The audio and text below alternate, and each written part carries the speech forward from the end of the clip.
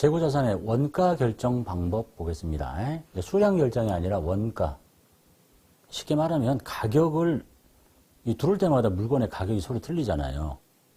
오늘 들어오는 제품이 내일 들어올 때 똑같은 게 아니라 뭐 한 몇 달 있다가 가격이 막 상승해서 올라가니까 그때 이제 가격을 어떻게 결정할 거냐라는 얘기입니다. 자, 재고자산의 판매량, 그러니까 팔린 것 또는 남아있는 것에 적용할 단가, 단위 원가를 결정하는 방법으로는 원가 흐름의 가정에 따라서 개별법, 선입선출법, 그다음에 가중평균법, 표준원가법 뭐 이런 거 등등이 있더래요.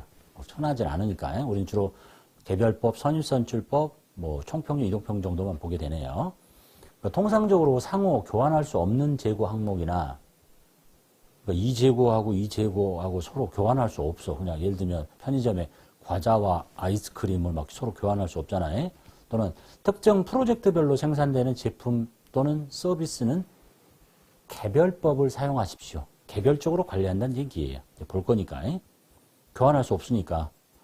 자, 개별법이 적용되지 않는 재고 자산의 단위 원가는, 단가는 선입선출법이나 가중평균법, 후입선출법을 사용해서 결정합니다. 그러니까 성격과 용도 면에서 유사한 재고 자산에는 동일한 단위 원가 결정 방법을 적용하시고, 그러니까 성격과 용도 면에서 유사한 재고 자산은 동일한 단위 원가 결정 방법, 예를 들면 선입선출법이면 선입선출법, 그리고 성격이나 용도 면에서 차이가 나는 재고 자산은 서로 다른 원가 결정 방법을 쓸 수도 있습니다. 그러니까 예를 들면 편의점의 과자는 선입선출법을 쓴다. 성격과 용도 면에서 차이가 나면 과자가 아닌 뭐 다른 것들, 아이스크림이나 뭐 신선식품은 뭘 다른 걸 쓸 수도 있다. 개별법을 쓸 수도 있다. 이런 뜻이에요. 자, 이제 내용물 좀 살펴볼게요. 개별법이 뭐냐? 개별법은 개별적으로 관리한다는 거야. 자, 재고자산의 매입 상품별로 매입 가격을 알 수 있도록 개별적으로 관리해서 판매된 부분에 대한 원가와 기말에 남아있는 재고자산의 원가를 개별적으로 파악해서 팔린 것은 매출 원가가 되고 남아있는 건 기말 재고가 된다는 결정 방법입니다. 자, 이 방법은 실제 물량 흐름과 일치하죠. 왜냐하면 팔린 게 팔렸다고 보는 거고 남아있는 게 남아있다고 보는 거니까 가장 이상적인 방법이다. 그리고 수익과 비용 대응이 정확하게 대응됩니다. 팔린 것을 수익 잡았고 팔려 나간 것이 비용이 됐으니까 아주 정확하게 수익과 비용이 대응이 돼서 정확한 이익이 측정이 가능하죠. 그 다음에 재고자산의 종류와 수량이 많고 거래가 빈번한 경우에는 적용하기가 불가능합니다. 근데 이건 다 옛날 얘기입니다. 그러니까 예전에 이제 그 옛날 슈퍼처럼 요즘은 여러분 편의점 다 가봤죠? 물건 들어올 때 바코드 다 찍고 하나하나 다 찍어요. 나갈 때 팔릴 때 다 찍지. 그러니까 관리가 돼요. 근데 옛날 사람들이 슈퍼 할 때는 뭐 과자 한 박스 이렇게 띄어놨잖아요. 근데 그 과자를 다 찍는 건 아니잖아. 근데 이 과자와 저 과자가 섞여서 나갈 거니까 그때는 불가능하지만 지금은 기술이 발달해서 재고자산의 종류가 그러니까 이론적인 거예요. 엄청나게 많으면 또 모르겠다마는 그렇다는 거야. 옛날에 그랬다고. 지금은 가능해요. 기술이 발달해서. 약간 단점 중에 하나다고 보시면 돼. 그 다음에 선입선출 볼게요. 여러분도 편의점 알바 해보면 다 봤죠? 편의점 물건 중에 우유가 들어왔는데 우유 신선식품인데 새로 들어온 걸 앞에다 놔버리면 뒤에 있는 거 이제 썩어서 버려야 될 거 아니야. 그래서 이걸 꺼내고 새 것을 뒤로 놓고 이렇게 하는 게 선입선출인 거야. 이런 것은 회계학을 배우지 않은 사람들도 다 아는 단어죠. 그러니까 먼저 들어온 물건이 먼저 팔린 게 아니라 팔렸다고 보겠다야. 편의점에서는 썩으니까 빨리 선입선출해라 이렇게 하는 거고 우리는 아니 너무 물건이 많아서 뭐가 팔렸는지 관리가 안 돼 개별적으로 그러면 이렇게 가정을 합시다. 먼저 들어온 물건이 먼저 팔렸다고 가정이에요. 이게 원가 흐름의 가정인데 그걸 보고 이제 영어로 first in, first out 그래서 P4라고 하냐? 선입선출법이라고 하는 거예요. 이해되셨죠? 먼저 진짜 개별적으로 관리가 안 되니까 누가 나간지 알면 좋겠는데 모르니까 그냥 먼저 들어온 게 먼저 팔렸다고 가정을 합시다. 그래서 먼저 있는 게 팔려나서 원가가 되는 거고. 자, 봅시다. 실제 물량 흐름과 상관이 없이 먼저 매입한 재고자산이 먼저 판매된 것으로 가정을 하는 거예요. 그래서 팔려나간 것의 매출원가, 남아있는 것의 기말재고를 결정하는 방법이다. 가정입니다.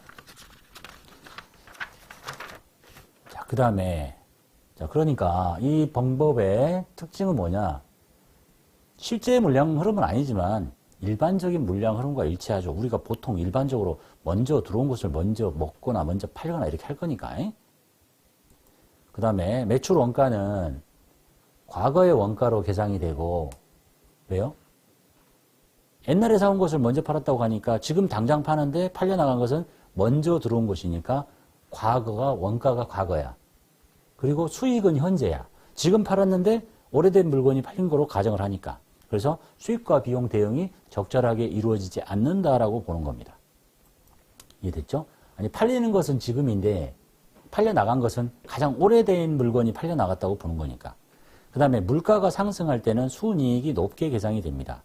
물가가 상승한다는 얘기는 들어오는 물건의 가격이 계속 올라간다는 얘기거든요. 근데 올라가는데 제일 싼 걸 파는 거니까, 옛날 것이니까. 그래서 순이익이 높게 계산이 된다. 그 다음에 남아있는 거는 가장 최근에 구입한 걸로 되죠. 왜냐하면 옛날 것이 먼저 팔리고 최근 것이 남아있으니까. 그래서 지말 재고는 재무상태표상의 재고가 시가에 가깝다. 현재 남아있는 물건이 가장 최근에 산 거니까. 이게 이제 특징이라고 보시면 됩니다. 어려운 얘기는 아니죠. 먼저 들어온 물건을 먼저 팔고, 실제 뭐가 팔렸는지 모르겠지만, 그러니까 남아있는 것은 최근 것이고, 팔려나간 것은 옛날 것이고, 뭐 이런 식이에요. 그 다음에 그 정반대가 이제 후입 선출법이겠죠. last in, first out. 라이포, 리포, 후입 선출. 가장 최근에 매입한 재고자산부터 판매된 것으로 가정하는 거예요. 그러니까 물건이 들어오는데 가장 최근에 들어온 것이 먼저 팔렸다고 보는 거야. 그래서 매출 원가와 기말 재고를 결정하는 방법이에요. 자, 이 방법은 일반적인 물량 흐름은 아니죠. 그러니까 거꾸로인 거지. 보통은 먼저 온 물건을 먼저 써야지. 먼저 팔거나, 안 그럼 썩으니까. 그러니까 일반적인 물량 흐름과 일치하지 않고, 그 다음에 매출 원가는 최근 것이 팔린 거잖아요. 현재의 원가로 계산이 되잖아. 가장 최근 거. 그러니까 수익도 현재 팔려나간 것도 가장 최근 거. 그러니까 수익 비용 대응이 선입선출법보다는 적절히 이루어진다고 볼 수 있겠다. 그리고 물가가 만약에 상승을 하게 되면 비싼 물건이 팔려나가니까 옛날 건 쌌는데 지금 계속 비싸지죠. 그러니까 이익이 높을 수가 없지. 그러니까 선입선출법과 반대. 이익이 낮게 잡힌다. 그 다음에 물가가 계속 오르면 기말에 남아있는 물건은 옛날 거잖아. 예? 그래서 기말 재고가 낮게 책정이 된다라는 얘기입니다. 그래서 선입선출법과 후입선출법은 정반대의 상황이라고 보시면 되겠죠.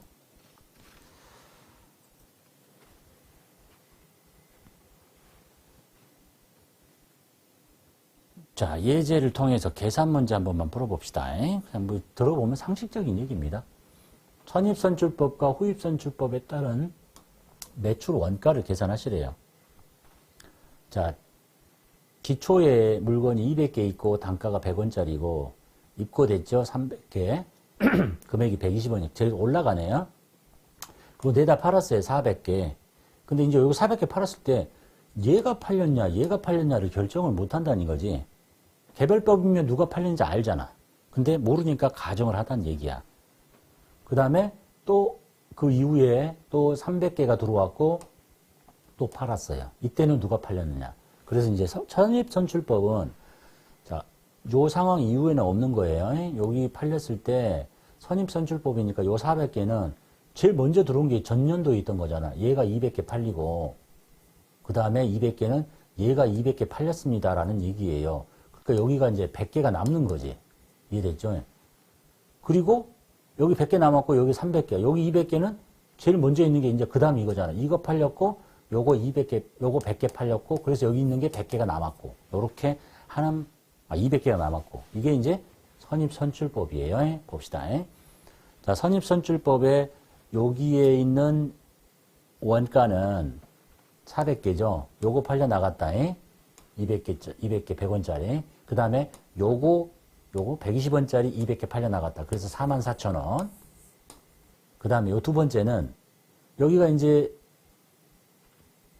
100개 남아 있는 거잖아. 여기 100개, 120원짜리 100개, 140원짜리 100개 이렇게 해서 26,000원입니다. 라고 해서 매출 원가가 계산이 되고 남아있는 게 이제 재고겠죠. 여기 100개 팔렸으니까 여기 요거에 200개 남아있는 게 기말 재고다. 라고 하는 방법이 선입선출법이에요.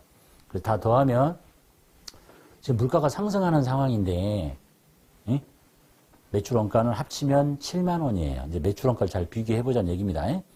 두 번째 후입선출법 볼게요. 자, 기초에 있었고 들어왔죠. 자, 400개 팔려 나갔는데 거꾸로 얘부터 팔려 나간 거야. 요거 300개 날라가고 그 다음에 얘 날라가. 그럼 얘가 이제 100개가 남은 거거든. 그 다음에 또 들어왔어요. 이거 나가요. 제일 나중에 들어오고 얘가 200개 날라간다. 요렇게 계산하는 방법이 후입선출법이더래요. 이해됐죠? 그래서 1번의 물건은 400개는 요거 300개 날라가고 그 다음에 요거 100개 날라가고 그럼 이제 여기가 100개가 남았거든.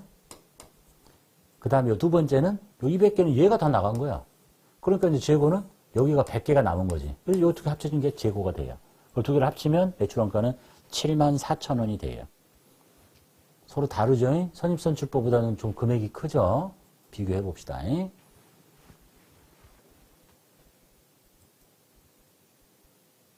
자, 그 다음에 재고자산의 원가 결정 방법에 이동평균법 볼게요. 이제 평균을 낸다는 얘기인데, 자, 재고자산이 출고되는 시점에서 평균 단가로 매출원가와 기말재고를 결정하는 방법이에요. 평균. 근데 움직인다. 이런 뜻이거든요. 이동평균이니까.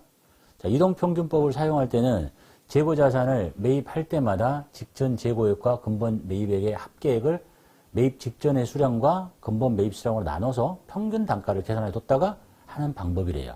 말이 어렵죠? 계산을 보시면 알아. 자, 그래서 이동평균 단가를 계산한다는 뜻인데 매입 직전에 재고액의 근본의 매입액에다가 재고 수량, 매입 직전 근본의 수량 이렇게 하면 이거 잘 안 되니까 그 다음에 이제 그 이동평균 단가를 곱한 게 매출 원가다.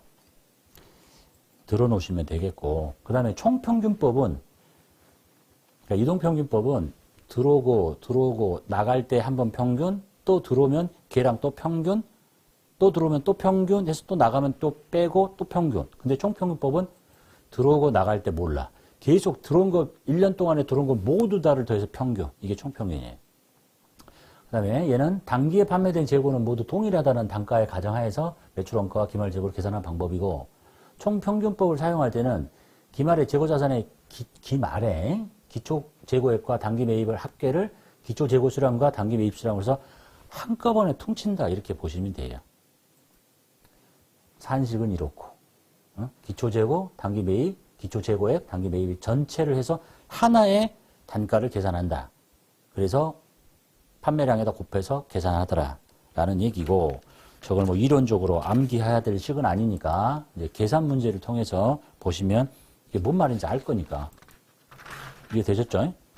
선출법은 먼저 온 애가 먼저 팔리고 후입선출법은 나중에 온 애가 먼저 팔리고 자 이제 이동평균법과 총평균법 볼게요. 자 매출원가 구하라 그랬잖아요. 자 기초에 100원짜리가 200개 있고요. 이게 들어왔어요. 여기 지금 400개가 나가면 선입선출법은 얘 팔리고 얘 팔리고 후입선출법은 얘 팔리고 얘 팔린데 얘는 이걸 섞어 이렇게 자 이걸 두 개 곱해가지고 섞어서 500개잖아. 500개로 나누면 평균 단가가 나와요. 응? 평균 단가가 나와. 얼마가 나오냐면 112원이 된 거야. 이 두 개가. 112원짜리가 몇 개 나갔어? 400개가 팔렸습니다. 이렇게 하는 거예요. 그걸 보세요. 이제 이 두 개를 퉁쳐 묶어가지고 112원짜리가 됐으니까 이제 뭐 남았냐면 112원짜리가 몇 개 남았겠어요? 100개 남았겠지. 500개 중에 400개 팔렸으니까. 112원짜리가 지금 100개 현재 남아있는 상태. 근데 얘가 또 들어왔지. 그럼 얘와 얘를 또 더해. 그래서 합계가 몇 개야? 400개. 이제 400으로 또 평균을 내. 예? 그래서 112원짜리 100개와 요것을 더한 다음에 합쳐진 400개로 나누면 이제 133원이라는 또 다른 이동평균 단가가 나와. 그것을 200개에다 곱하면 이게 이동평균 단가가 된다는 얘기입니다. 이해되셨죠? 여러분 시험 문제가 이걸 계산하라고 나오진 않아요. 이해만 하시면 돼.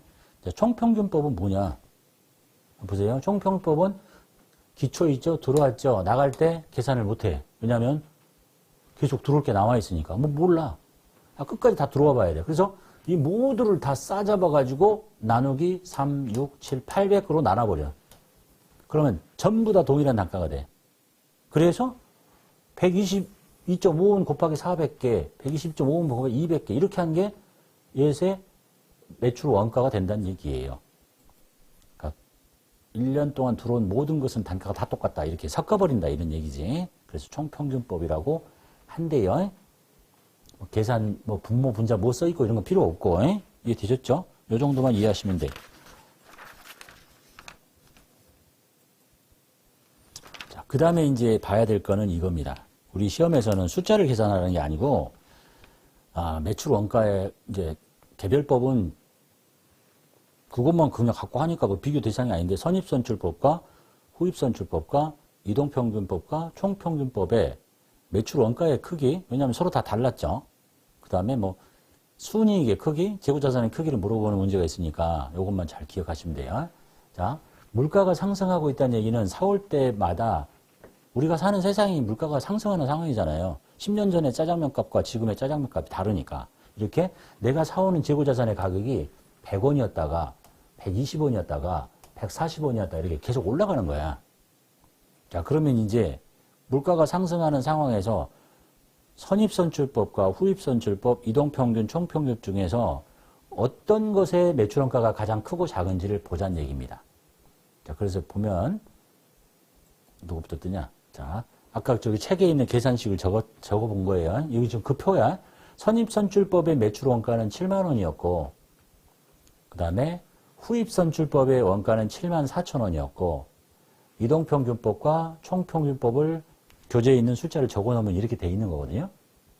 자, 그러니까 이제 금액을 알아내라는 게 아니라 이 크기 순을 보는 거야. 얘가 제일 크고 이렇게 좀 된다는 얘기거든요. 근데 요거는 이제 이렇게 생각하면 돼. 보세요. 물가가 여기 이제 그래프로 보는 거야. 물가가 상승하는 상황에서 매출 원가가 가장 작은 애는 누군가 봐봐. 자, 여기 이제 가격이 이렇게 올라가고요. 시간은 이렇게 흐른다고 보시면 돼요. 여기부터 시간이 이렇게 흘러. 근데 매출 원가가 가장 작으려면 이게 지금 올라가잖아요. 누구를 팔아야 되겠냐? 매출 원가가 작으려면 이쪽 걸 팔아야 되니 이쪽 거. 저 싼 거. 왜냐면 비싸니까. 그러니까 선입선출법이 매출 원가가 제일 작은 거야. 왜냐면 여기 싼 걸 파니까. 근데 후입선출법은 들어오고 계속 비싼 게 들어오는데 이걸 판다고 보니까 얘가 제일 커지는 거지. 매출 원가가 이렇게. 그죠? 그것만 구분하시면 돼. 그러고 나서 이제 이동평균법과 총평균법은 거기까지는 구분하실 필요 없는데 이렇게 기억하시면 돼요. 보세요. 선입선출법은 제일 앞에 싼 것이 팔리는 거고 이렇게 오를 때 후입선출법은 제일 뒤에 비싼 게 팔리는 거지. 원가가 제일 크지. 근데 이동평균법 잘 봐요. 이동평균법은 이따가 뭐 하나 들어오면 한번 섞죠. 또 뭐 하나 들어오면 또 섞죠. 그때그때 섞어. 근데 총평균법은 끝까지 기다렸다가 한꺼번에 섞어. 그러니까 수입선출법이 조금 가까워져. 후입선출법에. 예? 조금이라도 더. 이해됐죠? 여기까지 구분을 내지는 않는데 이동평균법이 선입선출법에 좀 가깝다. 왜냐하면 점점 올라갈 때, 팔 때 조금씩 섞으니까. 근데 총평균법은 안 섞은다니까 비싸진 거 다 들어올 때까지 안 섞어. 그래서 후입선출법에 가깝다. 이렇게. 자, 요거 기억하시고. 그 다음에 이제, 여기 보세요. 기말 재고의 크기를 볼 때는 이렇게 하시면 돼. 누가 제일 큰지 잘 봐. 기말 재고라는 얘기는 안 팔리고 남은 거지. 자, 선입선출법은 얘가 먼저 팔리고 얘가 남거든요. 비싼 게. 그러니까 이게 기말 재고가 제일 크지. 그러죠? 그 후입선출법 봐. 들어오고 최근에 들어온 곳이 다 팔려나가니까 이쪽이 남지. 예? 그래서 기말 재고가 제일 큰 방법은 누구예요? 선입선출법이 제일 크다는 얘기예요. 응? 여기 선입선출법이 기말 재고가 제일 커. 왜? 싼 게 팔리고 뒤에 남아있으니까. 그리고 제일 작은 것은 기말 재고 제일 작은 것은 비싼 게 팔리고 싼 게 남은 후입선출. 그리고 요 가운데는 선입이 이동하고 가깝다 그랬죠? 이동, 총이라고 이렇게 기억하시면 돼. 그 다음에 이제 마지막으로 단기 순이익의 크기도 물어봅니다. 자, 단기 순이익이 크려면 재고가 크면 될 수도 있는데 이렇게 보시면 돼. 매출액에서 매출 원가를 뺀 게 매출 총이익이고 아무 일이 없으면 그게 순이익이죠. 그러니까 단기 순이익이 커지려면 매출 원가가 작아야 돼. 맞잖아요. 매출 원가가 작은 거는 뭐야? 요게 팔리면 되잖아. 선입선출법이네. 당기순이익의 크기, 제일 큰 거는 선입선출법이에요. 그럼 여기가 뭐였어, 이제? 후입. 그 다음에 이동, 총. 이렇게 기억하시면 됩니다. 즉, 뭐하고 똑같아요? 재고가 큰 거하고 똑같다.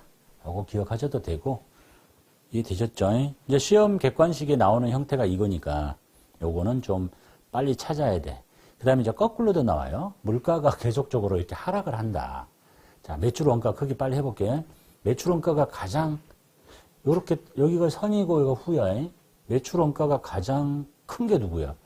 여기서부터 팔리는 게 크잖아. 그럼 이게 선입이네. 여기가 선입이야. 선입, 반대 후입, 이동이 선입에 가깝다고 그랬잖아요. 요렇게. 그 다음에 기말 재고의 크기. 기말 재고는 여기가 비싼 거를 먼저 파는 것은 선입, 싼 거를 먼저 파는 게 후입이니까 요게 팔리고 요게 남는 게 후입이잖아요. 여기서 파는 게. 그럼 후입이 제일 크네. 여기가 후입선출법, 반대는 선입선출법, 이동. 요렇게. 그 다음에 당기순이익의 크기는 재고의 크기하고 똑같습니다. 또 다르게 세서가면 결국은 여기하고 내가 똑같은 건데 당기순이익이 크려면 뭐예요? 매출 원가가 작아야 되죠. 작으려면 싼 걸 팔아야 되지. 후입이에. 나 잘못했나? 아유, 큰 거에. 그러니까 여기 후입, 선입, 이동, 총. 이렇게 똑같이 구분할 수 있겠다라는 얘기네요. 그러니까 주로 객관식에서 이런 형태로 물어보는 거고, 뭐 계산을 해서 원가를 계산하라 이런 것은 내지 않습니다. 왜냐면 시간 너무 많이 걸리니까. 자, 참고로 소매제고법에 의한 원가 결정을 설명하도록 할게요. 객관식에 한번 나온 적이 있으니까. 소매제고법은 재고는 원래 원가를 계산해서 기말 재고를 파악해야 되는데 판매 가격을 기준으로 평가한 기말 재고 금액에다가 예를 들면 판매 금액은 1,000원짜리인데 요걸 기준으로 평가한 기말 재고 금액에다가 구입 원가, 이제 구입 원가가 진짜 원가겠죠. 예를 들면 구입 원가가 600원. 거기다가 판매 가격 및 판매 가격 변동액에 근거해서 산출한 원가율을 적용해가지고 어떤 원가율을 적용해서 기말 재고 자산의 원가를 결정하는 방법이야. 실제가 아니고. 그러니까 이 방법은 실제 원가가 아닌 추정에 의한 원가 방법이니까, 원가 결정 방법이니까 원칙적으로 많은 종류의 상품을 취급해서 실제 원가에 기초한 원가 결정 방법이 사용하기 곤란한 유통업종에서 엄청나게 종류가 많은 애들 할 수 있고, 그것이 이런 방법으로 평가한 결과가 실제 원가와 유사한 경우에만 편의상 사용할 수 있다라는 얘기입니다. 그래서 소매제고법이라는 것도 있다라는 정도만 객관식을 대비해서 한번 봐두시면 되겠네요.